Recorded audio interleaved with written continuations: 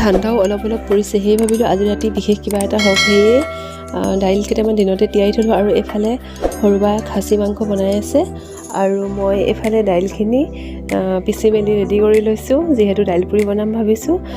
আৰু এফালে আটাখিনিও মাৰি ৰুটি অলপ অলপকৈ বেলি লৈছোঁ, যাতে দাইলখিনি ধুনীয়াকৈ সোমাব পাৰোঁ। আৰু এয়া মই দাইলখিনি এফালে সোমোৱাই লৈছোঁ আৰু এতিয়া বনাম দাইল পুৰি।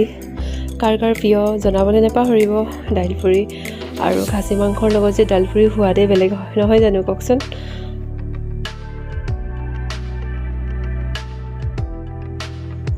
আৰু দাইলখিনি ভৰাই হোৱাৰ পিছত মই এনেদৰে গোটেই ৰুটিখিনি বেলি লৈছোঁ।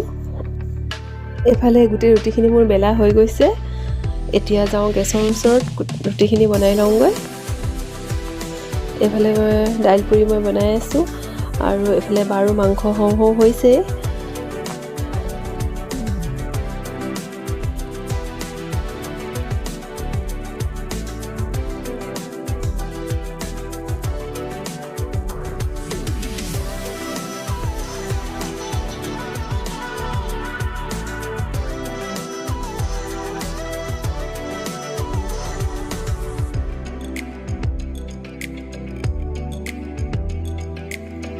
আৰু এইফালে গোটেইখিনি বনাই হোৱাত মই সজাই লৈছোঁ প্লেটত এনেদৰে পুৰি, কেইডোখৰমান পিঁয়াজ, নেমু, কেঁচা জলকীয়া আৰু তিয়ঁহ কেইডোখৰমান দি পেলাই।